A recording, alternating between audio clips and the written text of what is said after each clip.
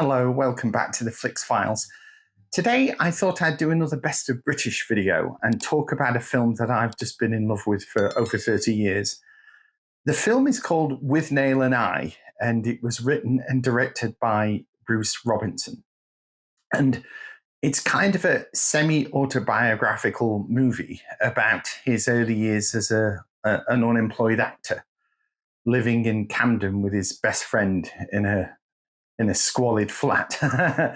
And this was the first movie of Richard E. Grant, which is incredible when you think about it, because his performance in this movie is just absolutely show-stopping, and his comedic talents are just incredible. And anybody that's watched my previous videos will have heard me during the Tin Men movie review, when I talked about how that movie, the plot was secondary, and it was all about the characters and the dialogue and the interactions.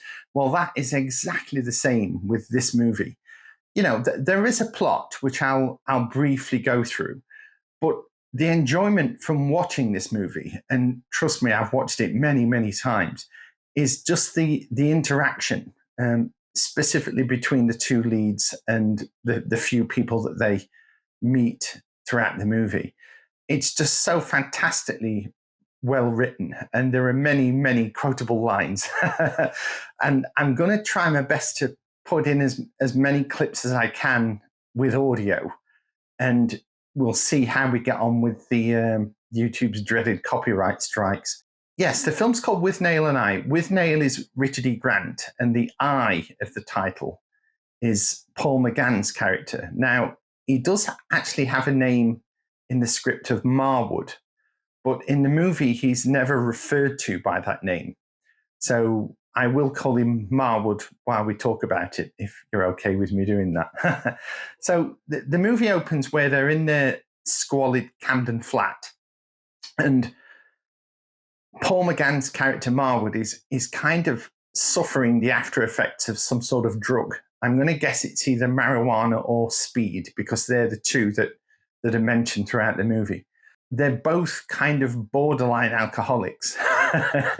So it's a devilish combination. And I think Paul McGann's character is starting to feel very housebound, and he feels that they need a break and they need to get away from it all. And it kind of starts where they're in their flat and they're arguing over the stack full of washing up that's in the sink. Withnail sees that Marwood is drinking coffee out of a bowl with a spoon. So he sees this and thinks that he's eating soup. You know, so he says to him, "Why don't I have any soup?" And he tells him, "No, it's coffee." And Withnail says, "Well, why don't you just use a cup like any normal human being?" And Marwood replies, "Why don't you wash the dishes occasionally like any other human being?" And this sets off like a mini argument that's really funny. And from there, they decide to get out of the flat and go to the local pub. And it's there that Marwood proposes that they go for a trip to the countryside. And, you know, they would benefit through just getting out of London and getting into the sticks and breathing all the fresh air and everything. And he's aware that Withnail has an uncle called Uncle Monty, which is brilliantly played by the actor Richard Griffiths. And that Uncle Monty has kind of a cottage out in the country. And he convinces Withnail to speak to his uncle to see if he would lend them the cottage so they could use it for like a weekend and go away for a break. And it's while they're in the pub that they're accosted by one of the drinkers there, who's this Irish gentleman, who takes offence at Marwood's perfume as he walks past him to go to the toilet. And we've learned before this that Withnail is struggling, as I say, with alcoholism, and he's complaining that there's no alcohol left in the flat. So in desperation, he takes to drinking lighter fluid. And that makes Withnail kind of fall about laughing. And in doing so, he ends up just vomiting up all over Marwood's feet. So he has to wash his shoes and put perfume on them to dampen the smell. And it's this smell that this Irishman picks up on. And he calls him a pont, and they get into a bit of an altercation in the pub. And it's there that we see Withnail's character. You know, they're meant to be best friends, these two, but when he's confronted with danger, he just immediately puts Marwood out front and center to try and save his own hide. and they end up running out of the pub. So they go and see Uncle Monty at his house, and he kind of takes Uncle Monty to one side out of Marwood's earshot. So he doesn't quite know what he says to him at this point. But they come out of Monty's house, and Withnail holds up the key to the cottage as if, you know, he's giving them the key. So off they go in this dilapidated old, I think it's a Jaguar what they're driving, and they drive off up to the countryside to use this cottage, and that's where we get into the next stage of the movie, where it charts them living in this cottage and coping with dealing with the locals. Just one little bit of trivia about the car that they're driving. Another movie that I'm definitely going to be covering on the Best of British playlist that I'm doing is a film that was made the year before this with Bob Hoskins called Mona Lisa, which was directed by Neil Jordan. And that's a movie that I adore, and I definitely want to do a video about that. But I read, I don't know if this is true, but it certainly looks like the same car, that the Jaguar that Marwood drives in Withnail I is exactly the same Jaguar, not just in the model, but the exact car that was used in Mona Lisa that Bob Hoskins and Robbie Coltrane drive around in. So when we get to that video, it'll be interesting to make that comparison again, and I'll take a second look and see if that's correct. So back to Withnail I. So they're driving in heavy rain at night, and, you know, this car's like on its last legs, and the wiper on the driver's side's not working. So he's struggling to see where he's going, bless him. And Withnail is sat in the passenger seat, completely blottoed and suffering a terrible hangover. And I think he says the line, "I feel like a pig shut in my head." And they get to the cottage and, you know, go inside, and they realize that they've got no firewood or no food or anything. So the first order of the day is to try and get firewood, which ends up being useless because it's been raining so hard, everything's really wet. So the following morning, Marwood sets out to find the farmer and to try and get some food and wood off the farmer. And there's quite a funny scene, and this kind of explains what I mean about the brilliant interactions between the characters, is where he knocks on the farmer's house front door, and he ends up, I believe it's meant to be the farmer's mother, who completely just tells him to go away and shuts the door on him. And, you know, he sort of shouts in desperation, "Can you tell me where the farmer is? You know, I could do with buying some food." And you just hear a shout, "He's up in Topfield. You can't miss him. His legs wrapped in polythene." And you just think, what? What on earth's that all about? And when he finally meets the farmer, you see that he's got a leg that's in a plaster cast. His leg's been broken because of what he calls a randy bull had a go at him. And to stop his plaster getting wet in the rain, he's wrapped his leg in a polythene bag, just like his mother explained. They kind of do their best at trying to settle in. And Withnail complains that they don't have decent food. You know, he's sick of eating bloody vegetables. And he says, "I want something's flesh." So they go to the nearest river with a bloody shotgun, and they try and fish by just firing the shotgun into the river, which I think is unsuccessful.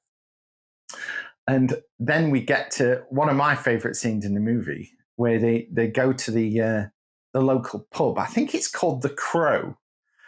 And there's a great scene where they're in the pub, and the landlord is this elderly gentleman that's completely blottoed on rum. And they kind of make friends with him. They make him believe that Withnail makes him believe he's an ex-serviceman. So he ends up getting a free drink out of the landlord as a result. And while they're sat in front of the fire, just slowly getting sozzled, the local poacher walks in with what looks like a humped back. And he reaches over the bar and just, pumps himself a pint, and then he pulls a pheasant from under his coat and hands it to the landlord. Now, the poacher is played by the late actor Michael Elphick, and he's just so brilliant in it. He's really funny. So yeah, they have that bit of a strange meeting with the local poacher. And they come away from that both completely terrified, thinking that the poacher's going to come after them with his shotgun and murder them in the night. So, Withnail's completely paranoid, and he's saying, there's no way I'm sleeping on my own tonight. We're going to have to sleep in the same bed, and, I'll keep hold of the shotgun. And it's there that in the middle of the night, they hear somebody breaking into the cottage, and they're both absolutely terrified. And it ends up being Uncle Monty who's turned up. And he's like turned up to surprise them. And he obviously wants to spend some time with them in the cottage. And it's there that we get into the part of the plot that ends up being slightly uncomfortable, because it's obvious that Monty is gay, and he's got a big crush on Marwood. And we then have like the part of the movie plays out where he's making like advances towards Marwood. And, Marwood is a straight man, and he's doing his best to try and keep him at bay, but not upset him. And it gets to a really uncomfortable part of the movie where it's getting into the evening, and Marwood's obviously nervous as to what's going to happen once the sun sets and Withnail goes to bed. So he decides that he'll sleep on the couch, and Uncle Monty can, use the other room upstairs. And then Uncle Monty follows him into the living room and tells him that he's been, thinking about him and that he cares for him. And Marwood kind of says, I'm really tired. I really must sleep. So Monty says, well, I'll take the couch. You can go up into the bedroom, and he says something like, it wouldn't be the first time I've been left with the couch. And so Marwood goes upstairs, and he kind of props the door with the chair to try and lock himself in the room. And it's there we get to the most uncomfortable scene in the movie, where Uncle Monty breaks into his room. And when we see his face, we can see he's wearing makeup. And he kind of basically expresses his love for Marwood, and that he's desperate to be with him, when he craves him. And the way Marwood deals with it is quite sweet, because he kind of makes him believe that him and Withnail are in a relationship, and that if he does anything with Uncle Monty, it will be bad for his relationship with Withnail. And Uncle Monty immediately backs off and says, oh, I didn't realize that you were so much in love and all this, and I'll leave you alone. So you think, that was a close call. And then he immediately goes into Withnail's bedroom and tells him to wake up, you bastard, and he says something like, I've just about survived a buggering, he says. So he immediately wants to leave the next day. He's completely had enough, and he wants to go back to London. And when they get up the next morning, Monty is gone. He's left in the night, and just left them to it. So then we get into a sequence where they're driving back down the motorway, and they're both suffering from, excessive alcohol consumption and lack of sleep. And Marwood wakes up in the back seat to find that Withnail is driving the car. And not only is Withnail also completely blottoed, but he hasn't got a driving license. So he ends up getting pulled over by the police. So then they get sent to the police station. And it's there that Withnail tries to use a device that's been given to him earlier in the movie. Now, earlier in the movie, when they're still at the flat in Camden, one of their friends called Danny turns up, and he's a complete pothead, I think is the description. And he's a drug dealer and heavy drug user. And he explains to them about this device that he's invented that involves a fairy liquid bottle and a piece of tubing. And he says if you fill it with, I think the words he uses is unadulterated child's piss or something like that. So pardon my language. But he says if you fill it with child's urine, and then if you get pulled over by the police for drink driving, you refuse everything except a urine sample. You can see where this is going. And then he says, you get the end of the tube and make sure it's sellotaped to the end of your old chap, he says. And then when you go to give them the sample, you just release the valve on this tube and fill the bottle up with the child's urine instead. And he says that way, they won't find any alcohol and you're free to go. So yeah, it's that device that he tries to use in the police station, but he completely makes an arse of it, as is his way. So yeah, then we just get back towards the end of the movie. And again, I don't normally do spoilers, but this isn't really a spoiler because it's not that kind of movie. There isn't a huge plot device that has a big reveal at the end. It's more of a character-driven piece. So I've got absolutely no qualms with just explaining what happens. And if you really don't want to know up till this point, then please stop this video and go and watch it and pop back. Marwood has a telegram while they're still in the cottage. And the telegram informs him that he's been successful in getting an acting role. So as a result, he's got to leave London and go and pursue this role. So when they get back to the flat, he's packing his case, and we get to the end of the movie where he has to say goodbye to Withnail. And it's a very sad and very sweet moment where Withnail says, "Oh, I've got a bottle of wine. We can have a drink before you go to the station." And Marwood's saying, "Well, I'm late. I don't have time." And he says, "Well, I'll walk you to the station." And Withnail's saying, "Well, I'd rather you didn't. I'll just leave." And Withnail insists. So he's walking with him through the park. And, they say their goodbyes and leaves Withnail all on his own in the rain. And it's such a sweet moment because you realize that they are good friends and they have got a lot in common. But ultimately, as life does, it just, they drift apart through having to earn a living, and go their separate ways. And it ends with Withnail just walking off in the rain and finishing his bottle of wine. Now, I've read, that's how the movie ends. I've read that this was based on an unpublished novel that Bruce Robinson wrote.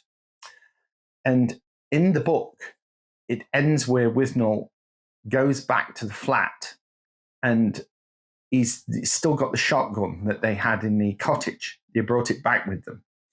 And he pours the remainder of the wine down the barrel of the shotgun and drinks the wine, and then, pulls the trigger and kills himself. And I'm so glad that they didn't do that as an ending to the movie, because, we love these characters and we love Withnail and we don't want him to, end his life in that way. So I'm glad they didn't do that and they ended the movie the way they did. So I've kind of gone through the plot that there is very quickly, but there's so much in this movie that I could talk about in terms of particular scenes and the dialogue and the interaction and the things that happen.